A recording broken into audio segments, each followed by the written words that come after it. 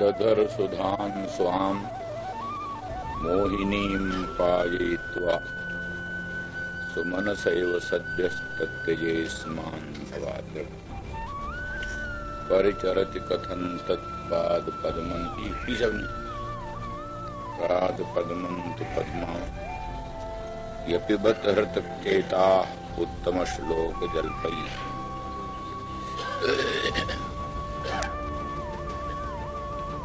कल के प्रसंग में ये कहा गया कि वो सुधा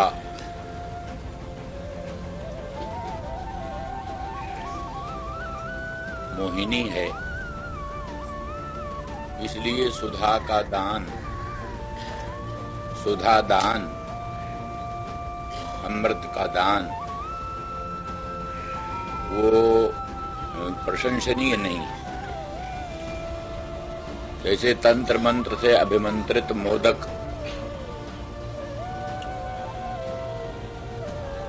मोहजनक होने के कारण, मूर्छादि हेतु होने के कारण वो प्रशस्त नहीं होता। कोई ऐसा मोदक दे दे जिससे प्राणी बेहोश हो जाए तो वो मोदक का दान नहीं माना जाता, जुर्म।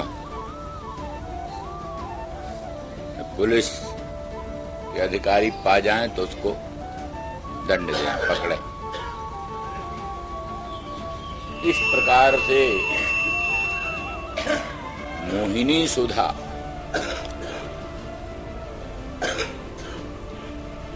विवेक भ्रंश करी, विवेक भ्रंश करी, विवेक भ्रंश कर देती। इसलिए ये सुधा का दान अभीष्ट नहीं। उन्होंने कहा था ना, कोई जल दान करता है तो भी प्रशंसनीय होता है, उपालंभनीय नहीं होता। उन्होंने तो आप लोगों को सुधा दान किया, सुधा दान किया, फिर उनका आक्रोश क्यों कर रही हो इस पर?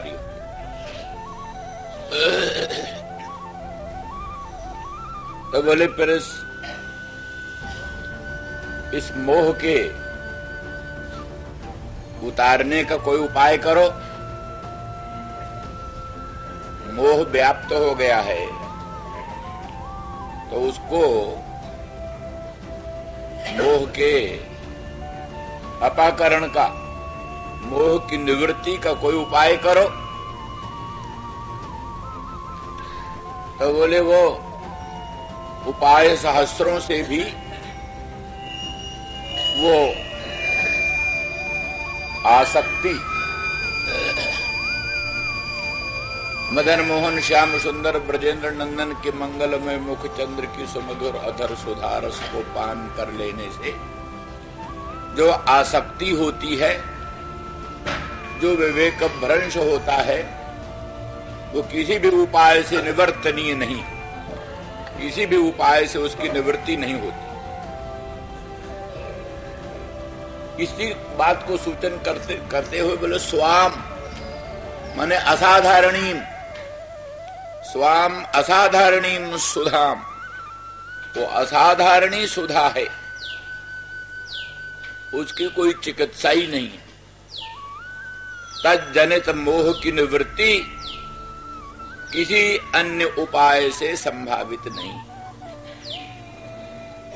सुकृतधर सुधां स्वाम मोहिनी।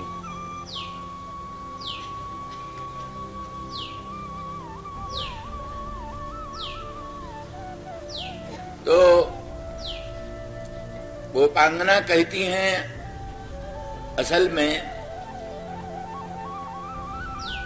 श्याम सुंदर ने ये सुधा दान क्यों दिया? कोई उपकार बुद्धि से नहीं, किंतु इसलिए कि ये गोपांगना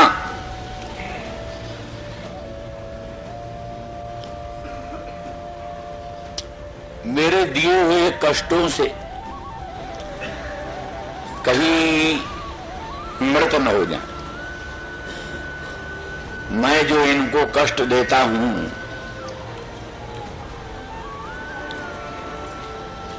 इनको मोहित करके, और बताया न पीछे कि आसक्ति जनक सुधा का पान करा करके, अमृतमय मुखचंद्र के सुमधुर अधर सुधारस का पान करा करके उन्होंने आसक्ति उत्पन्न कर दी, मन दुरंत लालसा उत्पन्न कर दी। और साथ ही अधर सुधा का पान करा करके जातिक भ्रंश भी संपादित कर दिया। अधर सुधा का पान से जातिक भ्रंश और विवेक भ्रंश के द्वारा भक्ति ज्ञान आदि जो पुरुषार्थ साधन हैं उनका भी अपनोदन कर दिया, माने और किसी पुरुषार्थ लायक भी नहीं रह गई। श्याम सुंदर के मुखचंद्र की सुमधुर अधर सुधारस का पान करके विवेक भ्रंश हो गया। अब ज्ञान और भक्ति के भी साधन नहीं रह गए, क्योंकि ज्ञान भक्ति में तो अपेक्षित होता है विवेक। विवेक ही न रहा तो कैसा विज्ञान विज्ञान होगा, कैसी भक्ति होगी। और अपने आप त्याग करके जो आश्रय था उससे भी विधुर कर दिया, आश्रयहीन कर दिया। मान लिया लोक त्याग होए, परलोक त्याग होए, जिसके लिए लोक त्याग होए, जिसके लिए परलोक त्याग होए वो तो मिले,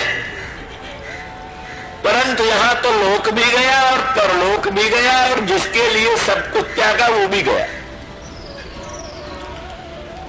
इस प्रकार से विचित्र दशा उन्होंने प्राप्त कर दी। और इस दशा में भी ये मर न जाए इसलिए अमृत पिला दिया कि मरे भी नहीं, नहीं तो मर जाने पर भी शांति हो जाती, दुनिया भर के दुखों की निवृत्ति मृत्यु से हो जाती। पर अमृत पिला दिया इसलिए कि मरे भी नहीं।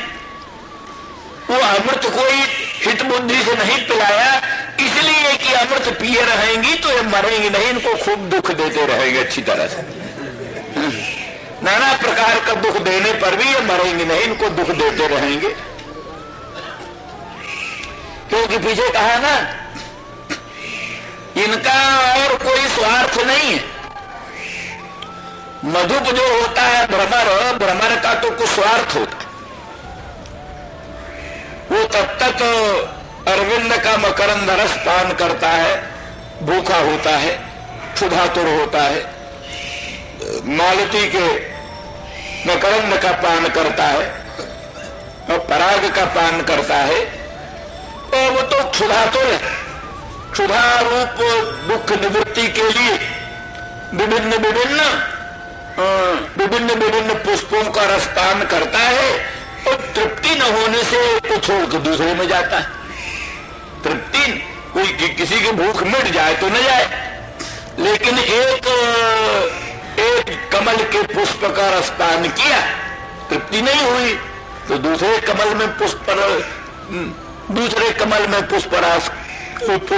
रसपान करने के लिए गया, उसमें भी तृप्ति नहीं तो तीसरे में गया, चौथे में गया, तो वो तो क्षुधातुर है, व्याकुल है। इसलिए क्षुधा रूप दोष की निवृत्ति के लिए अन्य अन्य पुष्पों को त्यागता जाता है, नए नए पुष्पों को ग्रहण करता जाता है। पर ये तो इनके तो अधर में सुधा है, इनको तो कोई क्षुधा का प्रश्न ही नहीं।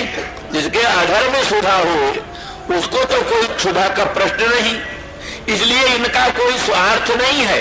ये तो सिर्फ एकमात्र सुमनसों को दुखदान देना ही इनका सुख है। सुमनस लोगों को उत्तम मन वाले जो हैं, सीधे साधे उत्तम मन वाले, ऐसे लोगों को दुख देना ही इनका सुख है, उसी को सुख मानते। इसलिए अभी लोग मर जाएंगे तो दुख किसको देंगे? ये लोग मर जाएंगे तो दुख किसको देंगे? इसलिए अमृत पिला करके मरण से भी वंचित कर दिया। और तो पुरुषार्थ क्या मिलेगा? मरना भी नहीं मिलता, मरना भी मिलना दुर्लभ है।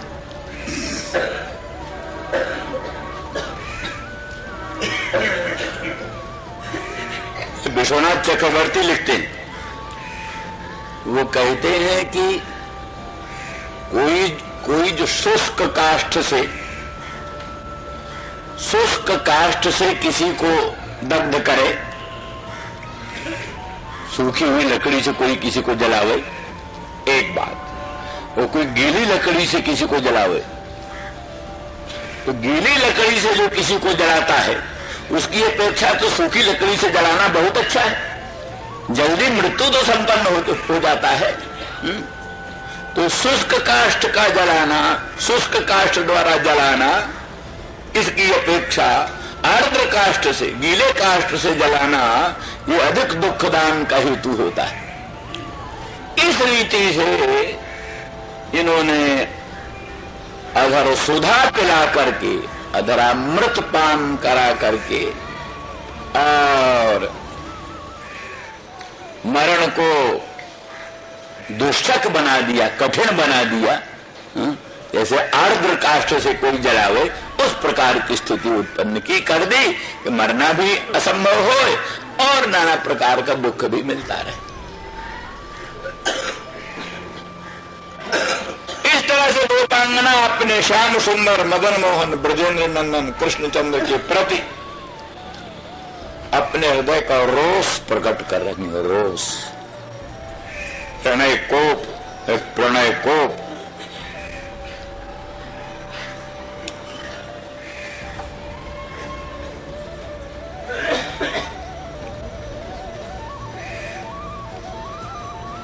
इसीलिए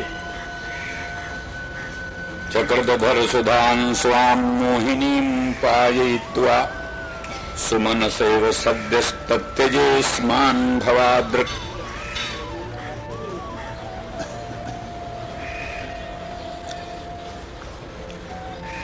एक भेद और है, कहते हैं मधुपस्तु सुमनस रसम पीत्वा गच्छति। मधुप जो है, मधुप भ्रमर, वो तो सुमनस का रस पान करके जाता है, पर श्याम सुंदर पायित्वा गता, वो तो रस पान करके जाता है और ये रस पिला कर जाते, ये रस पिला कर जाते। ये भेद है।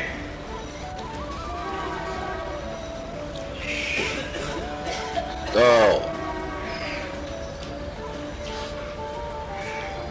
इस अंश में तुल्यता है कि वो सुमनस निरर्थक हो जाता है, बेकार हो जाता, नीरस हो जाने से, नीरस हो जाने से, शुष्क हो जाने से सुमनस अकिंचित कर हो जाता है। इसी तरह से श्याम सुंदर ने जिसको अपने मंगलमय मुख चंद्र की सुमधुर अधर सुधारस पिला दिया, वो भी बेकार हो जाता है, निरर्थक हो जाता है, जगत के काम के लायक नहीं रह जाता। उनको दुनिया में कहीं रस उत्पन्न नहीं होता। अन्यत्र रसानुत्पादनार्थम, जिसको भगवत रस प्राप्त हो गया, दूसरा रस कहां आएगा? भगवत रस की अनुभूति होने के बाद दुनिया का कोई वो रस नहीं भाषित होता, न उसके प्रति इतर राग विस्मारण नृणाम। इतर राग जो है दुनिया का, इतर राग जो है, इतर राग को ये विस्मारण कर देता है, भुला देता है। दुनिया का राग कोई रहने नहीं देता। इसलिए दुनिया में कहीं रस, किसी जगह भी रस की अनुभूति नहीं होती। जिसको भगवत रस की अनुभूति हुई उसको दुनिया में किसी भी रस की अनुभूति नहीं होती। तो दुनिया में जिसको रस न भाषित हो, दुनिया में क्या व्यवहार करे? लोग कहते हैं अब भाई दुनिया में कुछ रस नहीं रह गया। तो जब कुछ रस नहीं है व्यवहार में, रस नहीं है संसार में, कौन फिर संसार करता है?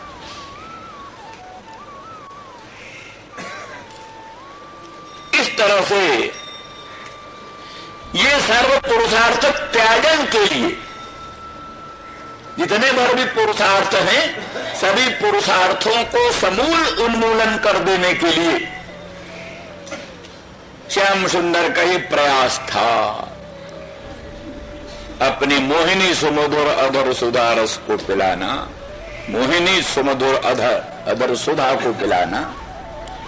ये सुधा के पिलाने का उद्देश्य सर्व पुरुषार्थ का व्यापादन, लौकिक पुरुषार्थ की सामग्री प्रथम से विद्यमान थी, उसको मिटा देना, पारलौकिक पुरुषार्थ की सामग्री को भी मिटा देना, अकिंचित कर देना, और स्वयं को भी हटा लेना, दूर कर देना। इस प्रकार से सर्व पुरुषार्थों से वंचित कर देना मात्र उनका उद्देश्य है, लक्ष्य है। और कुछ अन्यथा यदि दया होती, अनुग्रह की बात होती, तो फिर उस सुमधुर सुधा रस को सदा पिलाते रहते। यदि अनुग्रह की बात होती, दया की बात होती, तो फिर उस सुमधुर अधर सुधा रस में दुरंत लालसा उत्पन्न करके फिर उसको निरंतर पिलाते रहते।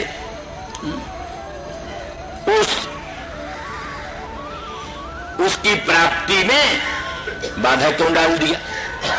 इसलिए सकृत ही एक बार ही सुमधुर अधर सुधा रस पिलाया, दुरंत लालसा उत्पन्न करके स्वयं अपसृत हो गए, हट गए। इसलिए मालूम पड़ता है यही सब उद्देश्य था। कहा जा सकता है कि आखिर सुधा पिलाने का उद्देश्य क्या था? नहीं प्रयोजन मनुद्देश्य मंदो प्रवर्तते, बिना प्रयोजन के तो किसी मन की भी प्रवृत्ति नहीं होती। तो सुधा पिलाने का उद्देश्य क्या था? कोई स्वार्थ था श्री कृष्ण का? ये तो कह नहीं सकते। स्वार्थ कुछ होता तो त्याग ही क्यों करते? स्वार्थ होता तो त्याग क्यों करते? त्याग दिया, गोपांगनाओं को त्याग दिया, ब्रज सीमंतनी जनों को, उनकी शिरोमणि भूता राधा रानी वृषभानु नंदिनी को त्याग दिया। त्याग देने से मालूम पड़ता है मोहिनी सुधा पान कराने का कोई अपना स्वार्थ उनका नहीं था। अपना स्वार्थ होता तो त्यागते नहीं। अब रहा गोपांगनाओं का कोई स्वार्थ है, सो भी नहीं सिद्ध हुआ। क्योंकि स्वार्थ क्या हुआ? जब दुख निवृत्ति हुई नहीं, दुख निवृत्ति उत्तरोत्तर बढ़ती गई, तो दुख निवृत्ति उत्तरोत्तर बढ़ती गई तो उनका भी स्वार्थ क्या हुआ? निरुद्देश्य प्रवृत्ति होती नहीं। तो ये सुमधुर अधर सुधा का पान क्यों कराया? इसलिए भक्तजनों की कल्पना है, इसका उद्देश्य है निरोध।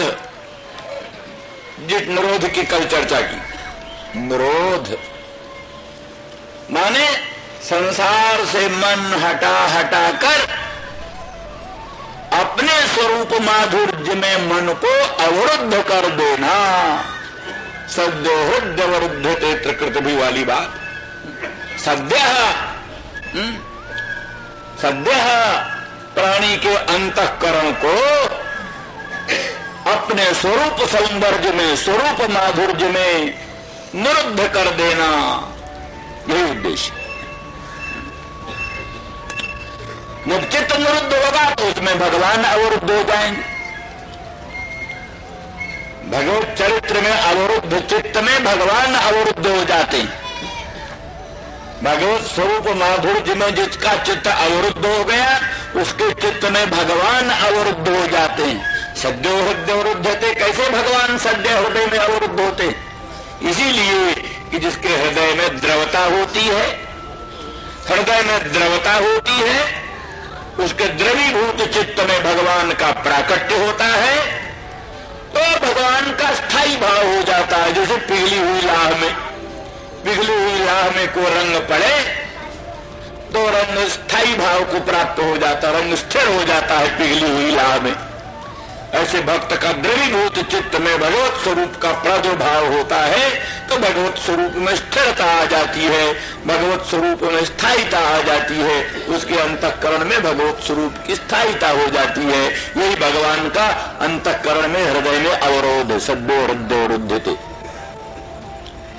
पर जब तक भक्त का चित्त नहीं अवरुद्ध हो भगवान में, तब तक उसके चित्त में भगवान अवरुद्ध नहीं होते। भगवान किसी के चित्त में तभी अवरुद्ध होते हैं, किसी के अंतःकरण में बंदी कैदी भगवान तभी बनते हैं जब उसका अंतःकरण पहले भगवान में बंदी हो ले। भगवान में जिसका अंतःकरण कैदी हो गया, भगवान के स्वरूप में जिसका अंतःकरण एकाग्र हो गया और जिसके अंतःकरण में द्रवता आ गई, द्रवी भाव हो गया, उसी द्रवी भाव अंतःकरण वाले पुरुष के अंतःकरण में भगवान का अवरोध होता है।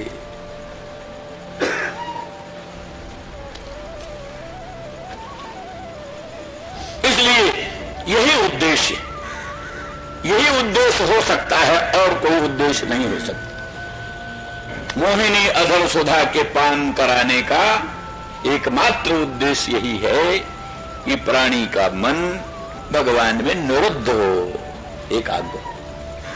क्योंकि जिसको स्वाद नहीं प्राप्त है, जो भगवान के अनंत माधुर्य को नहीं जानता, अनंत सौंदर्य को नहीं जानता, भगवान के अचिंत्य अनंत लोकोत्तर कल्याण गुणगणों का अनुभव नहीं कर पाता, भगवान के श्री अंग की अनंत सुंदरता, मधुरता, सरसता का आस्वादन नहीं कर पाता, उसको भगवान के स्वरूप में आसक्ति नहीं होती। भगवान के स्वरूप में आसक्ति नहीं होती। जिसको भगवान के स्वरूप में आसक्ति नहीं होती उसमें भगवान का अवरोध नहीं होता, उसमें भगवान का आविर्भाव नहीं होता। ये स्वाभाविक कार्य कारण भाव है।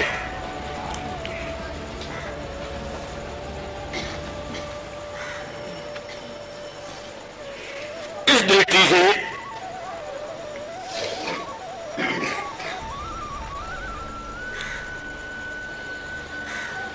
सकृदधर सुधां स्वां मोहिनीं पाययित्वा सुमनसो सद्यस्तत्यजे स्मान् भवाद्रको।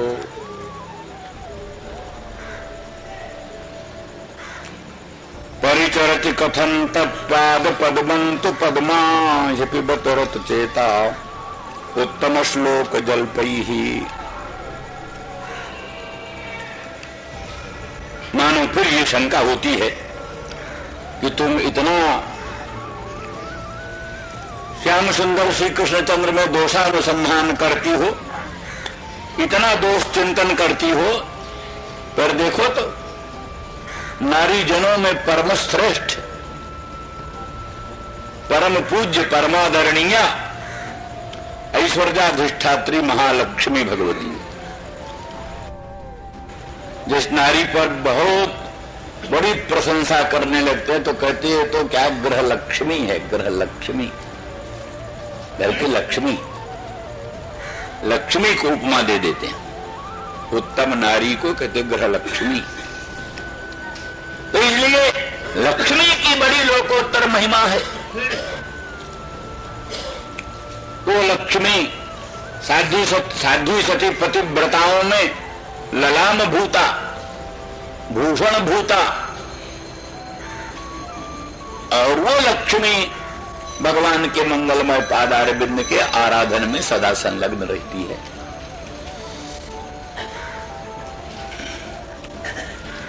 तो ऐसी स्थिति में आप लोगों की ओर से इतना दोषानुसंधान कृष्ण में अनुचित। तो एक क्षण के लिए निरुत्तर होती हैं, अबाक होती हैं, परंतु क्षणांतर में ही उत्तर सूझता है। हाँ, आश्चर्य तो है किस तरह से लक्ष्मी, ऐश्वर्याधिष्ठात्री महालक्ष्मी, त्रिरत्नों में ललाम भूता, रत्नभूता लक्ष्मी, वो कैसे श्याम सुंदर कृष्णचंद्र के पादार बिंद की आराधना करती है तो आश्चर्य की। परंतु फिर कहती है कोई आश्चर्य की बात नहीं। अपिब कहत चेता उत्तम श्लोक जल्पई ही, उत्तम श्लोक के जो मीठे मीठे वचन हैं, उन मीठे मीठे वचनों का एक चमत्कार है। मीठे मीठे वचनों के चमत्कार में चमत्कृत होकर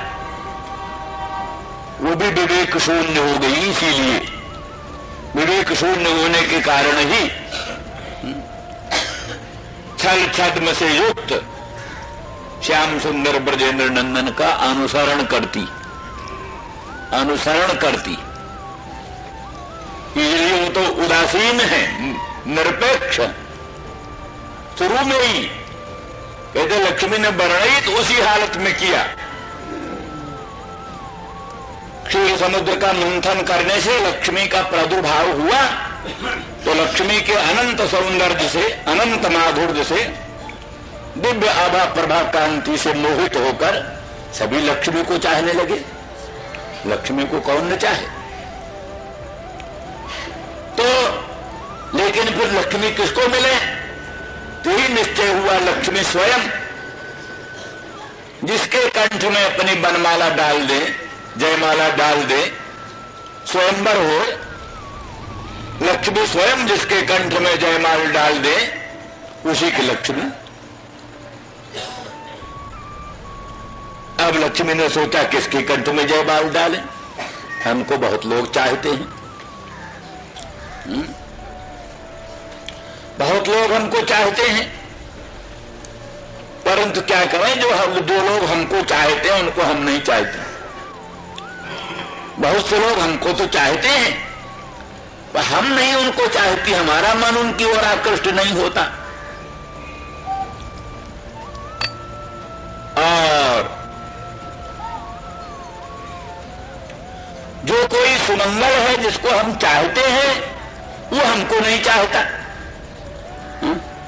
जो हमको चाहते हैं उनको तो हम नहीं चाहती, और जिनको हम चाहते हैं वो हमको नहीं चाहते हैं। यही तो कहानी। लक्ष्मी के पीछे पड़े हुए जो लोग हैं, लक्ष्मी को बुला रहे हैं, आओ आओ लक्ष्मी, आओ आओ लक्ष्मी। वो लक्ष्मी से बहिष्कृत, लक्ष्मी उनके यहां आती नहीं। और भगवान को अनंत ब्रह्मांड नायक अशरण शरण अकारण करुण करुणा वरुणालय भगवान को लक्ष्मी चाहती है, पर भगवान निरपेक्ष है। आप्त काम पूर्ण काम आत्माराम परम निष्काम। क्योंकि उनके लिए लक्ष्मी का कोई प्रयोजन नहीं, क्योंकि प्रयोजन में वही तीन चीज आती है जो हम कहते हैं, अतिशयाधान, महत्वातिशयाधान, आनंदातिशयाधान और अनर्थ निवारण। महत्व, अगर भगवान में कुछ महत्व कम हुए, सीमित महत्व हुए, तो लक्ष्मी के आने से भगवान का महत्व बढ़ जाए। पर जो निरक्षय बृहत स्वरूप है, जिस भगवान की बृहत्ता ब्रह्म रूपता निरतिशय है, बल्कि अनंत पद समभिव्याहृत ब्रह्म पद, अनंत पद समभिव्याहृत ब्रह्म शब्द है। सत्यं ज्ञानम अनंतम ब्रह्म, केवल ब्रह्म होता तो कुछ दूसरा अर्थ सोच लेते, सीमित बृहत्ता ब्रह्म की मान लेते, लेकिन वहां तो अनंतम ब्रह्म है। इतना बृहत्तम वस्तु का नाम ब्रह्म है कि जो बृहत्तम अनंत है, देश काल वस्तु परिच्छेद से शून्य। तो अनंत जो बृहत है उसमें लक्ष्मी के आने से कोई महत्व बढ़ जाएगा इसकी आशा नहीं, महत्वातिशयाधान की संभावना नहीं। अच्छा, कुछ आनंद बढ़ जाए भगवान में लक्ष्मी के आने से, तो कहते स्वरूप से जो आनंद सिंधु सुख राशि, जो आनंद सिंधु है, सुख राशि है, अनंत ब्रह्मांड अंतर्गत ब्रह्मादि देव शिरोमणियों का आनंद उसका कण, अनंत ब्रह्मांड में जो अनंत अनंत ब्रह्मादि देव शिरोमणि है उनका जो आनंद है उस आनंद सिंधु का एक बिंदु है, कण। तो इसी परिस्थिति में लक्ष्मी के आने से उन भगवान में आनंदातिशय बढ़ जाएगा इसकी भी संभावना नहीं। आनंदातिशय का आधान नहीं संभव है, महत्वातिशय का भी आधान संभव नहीं। अच्छा चलो, अनर्थ निवारण हो जाए, लक्ष्मी आए तो कुछ अनर्थ दूर हो जाए, तो अनर्थ पहले अनर्थ हो तो दूर हो जाए। अनर्थ है ही नहीं त्रिकाल में जिसमें, उसमें लक्ष्मी के आने से किसी अनर्थ निवारण की संभावना हो ही नहीं सकती। इसलिए तीन जो प्रयोजन होते हैं लक्ष्मी के आने का या किसी लोकोत्तर कल्याण गुणगणों के आने का, तीन प्रयोजन जो होते हैं, महत्वातिशयाधान, आनंदातिशयाधान, अनर्थ निवारण, ये तीनों संभव नहीं। इसलिए आप्त काम, पूर्ण काम, आत्माराम, परम निष्काम भगवान है, उनको लक्ष्मी की अपेक्षा नहीं, गुणों की भी अपेक्षा नहीं। इसलिए निर्गुणम मां गुणा सर्वे भजन्ति निरपेक्षकम। भगवान कहते मैं तो निर्गुण हूं, पर मुझ निर्गुण को गुण भजते, मुझ निर्गुण को गुण भजते। तो गुण भजते हैं तो क्या करेंगे? यथा माम प्रपद्यन्ते तांस तथैव भजाम्य हम। जो मुझको जैसे भजता है फिर मैं भी उसको भजता हूं। जब गुण मुझको भजते हैं तो फिर मैं भी गुणों को स्वीकार कर लेता हूं। भगवान के मंगल में मुखचंद्र का अनंत सौंदर्य है, अनंत माधुर्य है, श्री अंग की आभा प्रभा शोभा कांति अनंत है। तो भी भूषणों ने कहा महाराज हमको धारण कर लो, कृपा कर। कौस्तुभमणि ने तपस्या किया, कुंडल ने तपस्या किया। कुंडल कौन? सांख्य जोग। सांख्य जोग यही भगवान के दोनों कानों में कुंडल। तपस्या किया उन्होंने।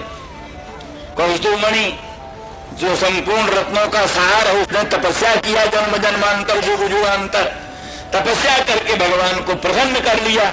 भगवान प्रसन्न हो गए तो बोले बरम भूत, वर मांगो। तो उन्होंने कहा हमको आप अपना भूषण बना लो। ये पवित्रा जो है, पवित्रारोपण। वैष्णव में एक व्रत चलता है तो व्यापक, वैष्णव में, शैव में, सभी में होना चाहिए पवित्रारोपण। उसकी यही कथा है कि वो वासुकी नाग का छोटा भाई देवभाग,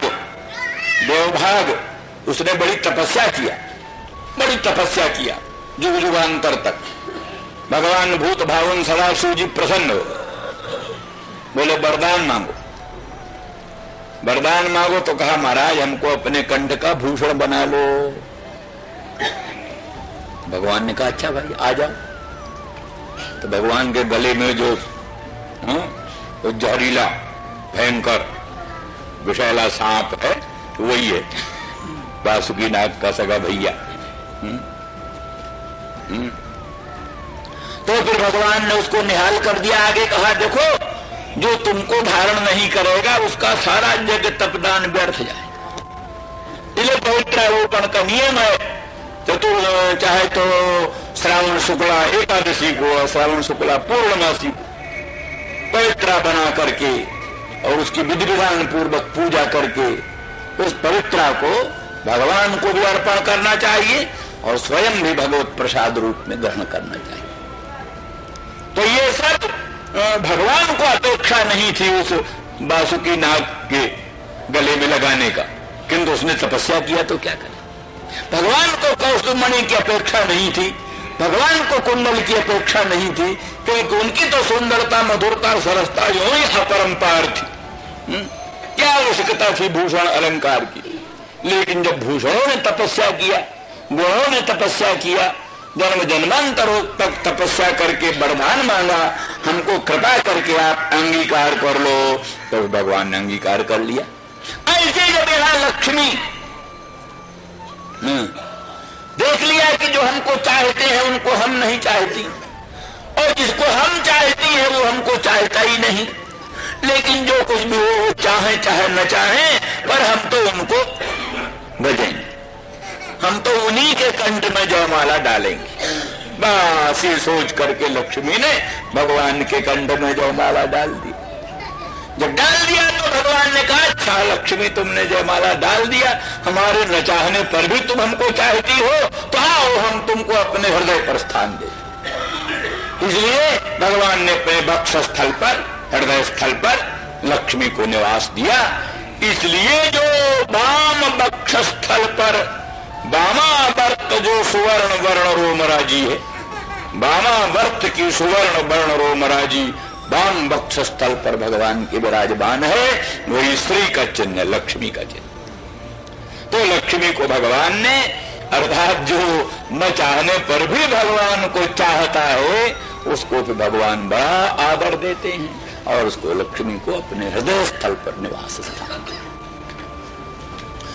इस तरह से लक्ष्मी ने, इंदिरा ने इस भाव से सर्वानपेक्ष हो करके, सर्व त्याग करके, ब्रह्मादेव भौतिथम जदपांग मोक्ष कामास तपस्समचरन् भगवत प्रपन्ना सा श्री सुभासमरविंद वनम विहाय यत्पाद पंकज मलम भजते अनुरक्ता।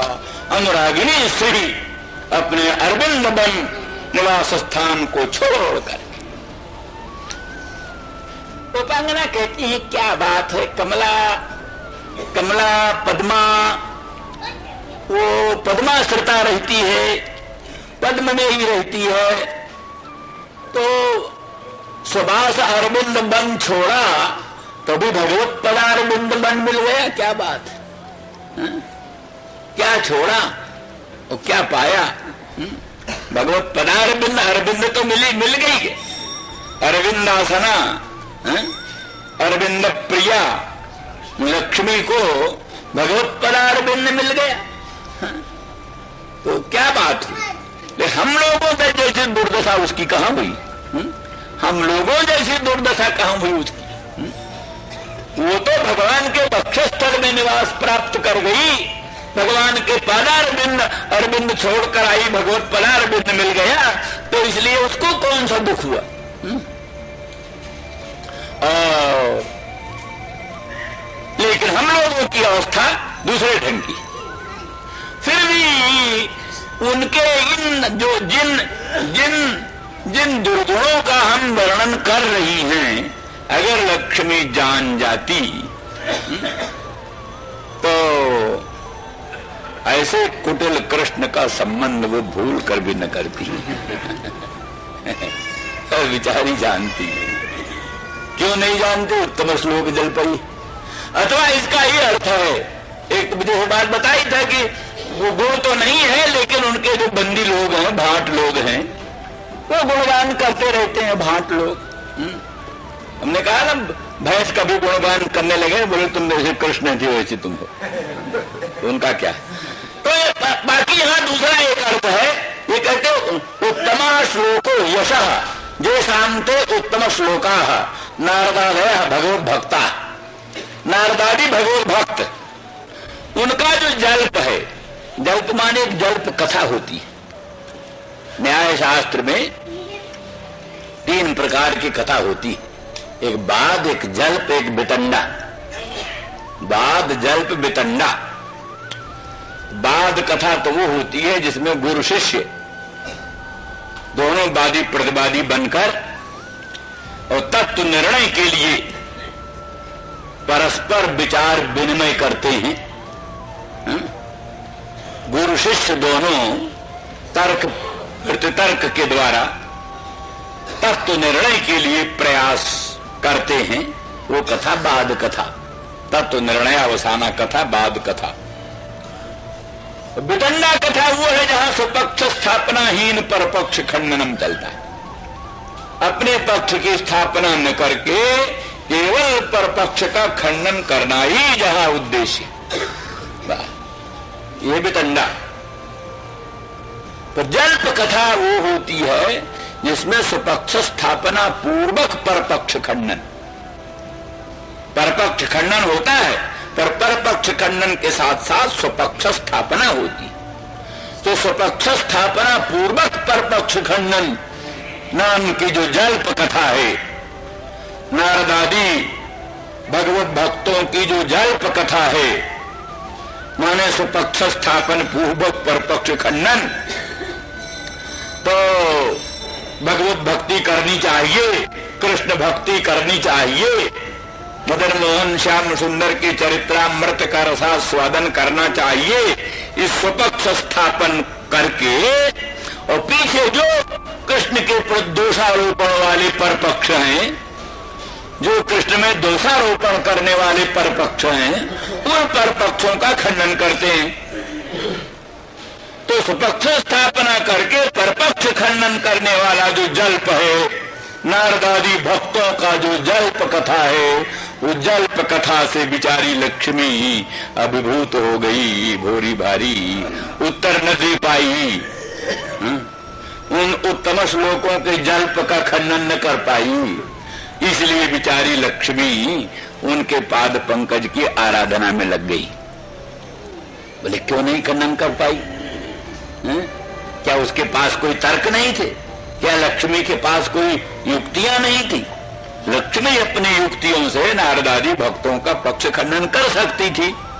बोले उत्तम श्लोक, इनका यश दिग्दिगंत में फैला हुआ है। भाई बनाए की बात होती है, इसका प्रभाव दुनिया पर पड़ा होता है। वो छोटी सी साधारण सी बात कोई कहे तो भी लोग उसी को मानते।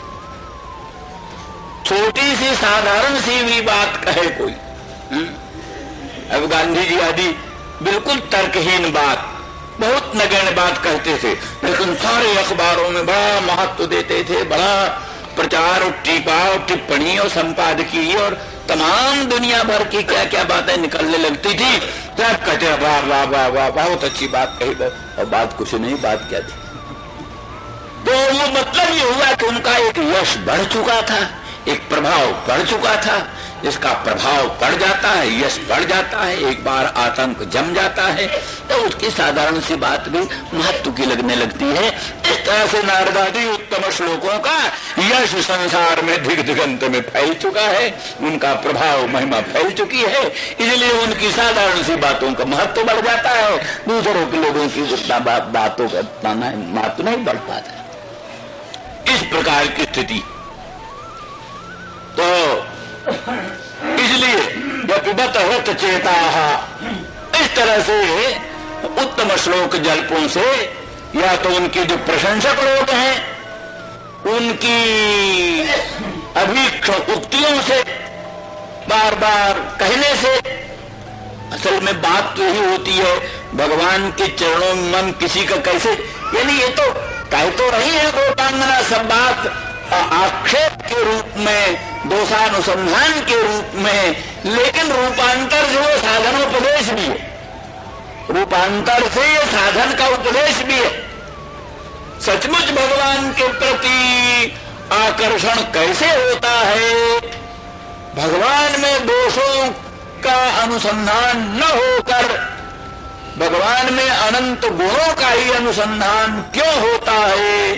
असल में उत्तम श्लोक जल्पों से होता है, उत्तम श्लोक जल्पों से होता है। भगवत भक्तों का संग करने से भगवत भक्तों के जो भगवत संबंधी वचन है, भगवत भक्तों के जो भगवत संबंधी वचन है, उन्हीं से भगवान में प्रीति बढ़ती है। नाना प्रकार के दोष तो अपने आप बुद्धि में आते हैं, लेकिन जो भक्तों का सत्संग करते हैं उनमें यह स्वभाव आ जाता, गुण तुम्हार समुझै निज दोष, गुण तुम्हार समुझै निज दोष, यही सब भांत क्या, हाँ तुम्हारा भरोसा, ये तो सब भांत से आपका ही भरोसा। हर एक काम में भक्त अपना ही दोष समझता है, दोष हमारा ही है, भगवान का दोष कुछ नहीं। भगवान तो परम कृपालु हैं, परम दयालु हैं। ये भाव जो भक्त के मन में आता है, अपना दोष ही भाषित होता है, भगवान का गुण ही भाषित होता है, ये किसका प्रभाव है? ये भगवत भक्तों के संग का प्रभाव। जो भगवत भक्तों के संग में बैठते हैं, भगवत भक्तों की सभा में बैठते हैं, भगवत भक्तों के मुखार बिंद से निर्गलित भगवत चरित्रामृत का रसास्वादन करते हैं, उनको फिर भगवान में गुण ही गुण भाषित होने लगते हैं। भगवान में कोई दोष भाषित नहीं होता, दोष सब अपने में भाषित होने लगते हैं, गुण सब भगवान में भाषित होने लगते हैं। ये सब विशेषता भगवत संग, भगवत संगी संग का है, भगवत संगियों का जो संग है, भगवान के जो संगी हैं, भगवान के संगियों का संग होता है, तब ऐसी सब बातें आती हैं। तो इस दृष्टि से आश्चर्य प्रकट करती हुई कहती, परिचरति कथन तत्पाद पद्मंतु पद्मा, कि पद्मा उनके पादार बिंद की परिचर्या क्यों करती है, कैसे करती है, ये सचमुच विचारणीय प्रश्न है। तो ज्ञातम, ठीक है, मालूम हो गया। इस तरह से वो उत्तम श्लोक जल्पों से बिचारी का चित्त, बिचारी की बुद्धि अपहृत हो गई है, इसलिए विवेक शून्य हो गई है, इसलिए वो स्वयं दोषानुसंधान नहीं करती और अनुसरण करती हुई उनके पादार बिंद की आराधना करती है।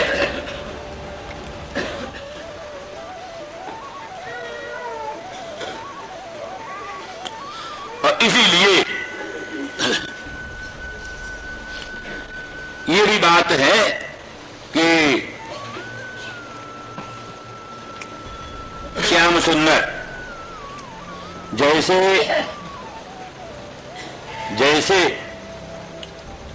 विष्णु ने जैसे क्या नाम सुमनस श्रेणी को, सुमनस श्रेणी मान देव श्रेणी, सुमनसा माने देवान, देवों को, विष्णु भगवान ने देवताओं को अमृत पिलाया, देवताओं को अमृत पिलाया। तब प्रसिद्ध आख्यान है पुराणों में, क्षीर समुद्र का मंथन हुआ, क्षीर समुद्र का मंथन हुआ, क्षीर समुद्र के मंथन से अमृत का प्रादुर्भाव हुआ। उस अमृत के लिए देवासुर संग्राम प्रस्तुत हुआ, देवता और असुर दोनों उस अमृत को पाने के लिए बेहाल हो उठे, लड़ने को प्रस्तुत हो गए। देवताओं ने चाहा हम अमृत छीन लें, असुरों ने चाहा हम अमृत छीन लें। देवासुर संग्राम अमृत के लिए प्रस्तुत हुआ तो भगवान ने मोहिनी रूप धारण किया, मोहिनी रूप धारण किया, मोहिनी रूप धारण करके और अपने दिव्य सौंदर्य से, दिव्य माधुर्य से, लोकोत्तर प्रभाव से अपनी मोहिनी शक्ति सब पर डालकर, मोहिनी का जादू डालकर सबको मोहित कर लिया। और असुर लोग मोहिनी को देखकर मोहित हो गए। उन्होंने स्वयं चर्चा चलाई, देखो सुनो, तुम तो बड़ी अच्छी हो, हमारा असुरों का, देवताओं का, भाई भाइयों का बड़ा विवाद हो रहा है, झगड़ा हो रहा है, तुम कहीं मध्यस्थ बन जाओ तो हमारा झगड़ा मिट सकता है। तुम मध्यस्थ बन जाओगी क्या? बड़े अनुनय विनय से, बड़े प्रेम से, किसी तरह से उससे बात करना उद्देश्य, मोहिनी की लोकोत्तर सुंदरता से, मधुरता से मोहित होकर। तो उन्होंने बल्कि कहा, तो हमारा कैसे विश्वास करोगे? स्त्रियों पर तो विश्वास नहीं किया जा सकता। स्त्रियों पर विश्वास करना बुद्धिमानी नहीं है। तो इसलिए तुम हम पर कैसे विश्वास करते हो? उन्होंने कहा, नहीं नहीं, हम खूब विश्वास करते हैं, पूरा इत्मीनान है हमको। तुम जो कुछ करोगी बिल्कुल न्याय करोगी, हमको सत्ता आने विश्वास है। इस तरह से उन्होंने थोड़ा निखनन न्याय से पहले उनकी बुद्धि को डगमगाया। नहीं नहीं, हम पर विश्वास नहीं करना चाहिए, स्त्री लोग हैं। पर देखा वो विश्वास हटाना नहीं था, किंतु स्थिर करना तो थोड़ा निखनन न्याय से। जैसे कोई खूंटा गाड़ता है तो जरा हिलाता है, हिलाने का मतलब है कुछ कमजोर हो तो और दो। थोड़ा निखनन न्याय का मतलब ये, कमजोर हो तो जरा और दो मुंगरी मार दे। तो इस तरह से थोड़ा निखनन न्याय से एक बार नानू करके अंत में मान लिया। और फिर उन्होंने अपनी मोहिनी शक्ति का जादू असुरों पर डालकर उनको चित्र लिखित सा रखकर मोहित करके, और वो सुमनसों को, देवताओं को अमृत पिलाया, देवताओं को अमृत पिलाया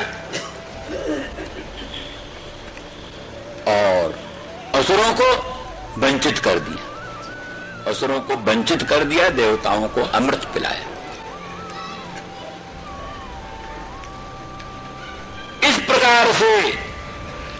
प्रकार से जैसे विष्णु ने सुमनसों को, देवताओं को अमृत पिलाया, उसी प्रकार से श्याम सुंदर ब्रजेंद्र नंदन कृष्णचंद्र ने वो अमृत पिलाने का प्रसंग लेकर के अमृत पिलाया। पर अमृत के प्रसंग से वो ऐसा अमृत नहीं था, किंतु वो सब पक्षपात वैसा ही मालूम पड़ा जैसे देवताओं में पक्षपात किया, जैसे देवताओं में पक्षपात करके उनको अमृत पिलाया, उसी प्रकार के पक्षपात का नाट्य रच करके, पक्षपात का नाट्य रच करके और मोहिनी सुधा पिला दिया। मोहिनी सुधा मोहन करने वाली, आसक्ति पैदा करने वाली, दुरंत लालसा उत्पन्न करने वाली और बुद्धिभ्रंश करी सुधा को पिला करके और हमको सर्व प्रकार के पुरुषार्थों से वंचित कर दिया। और इसीलिए सद्यस्तत्तेजे हमको कुछ सोचने समझने का अवसर ही नहीं दिया। हम पिए कि न पिए, ले कि न ले सुधा को, और ऐसा अन्याय करने वाले सुधादानी को हम पकड़ लें, गिरफ्तार कर लें, इस सब बात को गुंजाइश न हुई, अवकाश न हुआ। सद्यस्तत्तेजे, सद्य शीघ्र ही त्याग करके अलग हो गए।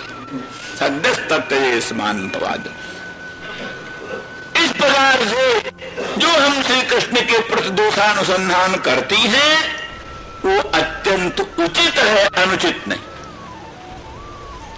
यद्यपि तुम कल्पना करते हो, कहते हो कि उनमें कोई दोष नहीं है, कृष्ण में कोई दोष नहीं है, पर यो क्यों नहीं अनुमान? पहले कहा था ना, जैसे धूली पटल में धूम भ्रम होता है, धूली पटल में धूम का भ्रम होता है, उससे होने वाला बन्नी अनुमान मिथ्या होता है। इसी प्रकार से तो हमारे श्मश्रु की प्रीतिमा को देखकर, श्मश्रु की प्रीतता को देख करके जो तुम कल्पना करती हो कि कोई कुमकुम के आघ्राण से इसके श्मश्रु में पीतता आई है और कुमकुम भगवान के उरस्थल में विद्यमान जो बनमाला है उस बनमाला की कुमकुम है, और बनमाला भी कुमकुम कहां से आई? तो कोई उनके मथुरा की जो पट्टरानियां हैं या कुब्जा है, कुब्जा के उरोजों में जो संलग्न कुमकुम था वही कुमकुम उनकी बनमाला में आ गई, और उसी बनमाला को आग्रहण करते हुए तुम मधुप के भी श्मश्रु में पीतता आ गई इत्यादि इत्यादि जो कहा था। तो कहा ये तो सब भ्रांति है तुम्हारी, जैसे धूली पटल में धूम का भ्रम, ऐसे हमारे श्मश्रु की प्रतिमा को देख करके तुमको इस प्रकार का भ्रम हुआ। उसका उत्तर देती नहीं, भ्रम नहीं है, यो क्यों नहीं देखते? कोई प्राणी उत्तम वस्तु का त्याग तब करता है जब उससे उत्तम वस्तु मिले। कोई प्राणी उत्तम वस्तु का त्याग तभी करता है जब उसको उससे उत्तम वस्तु मिले। तो ब्रज सीमंतिनी जैसी दिव्य नायिका, जहां ब्रज की साधारण स्त्री भी पद्मा लक्ष्मी, ब्रज की साधारण स्त्री भी लक्ष्मी है। साधारण वृक्ष कल्प वृक्ष, साधारण ब्रज का वृक्ष कल्प वृक्ष है। इस प्रकार से जो कि क्या नाम ब्रज सीमंतिनी, और उनमें भी प्रसिद्ध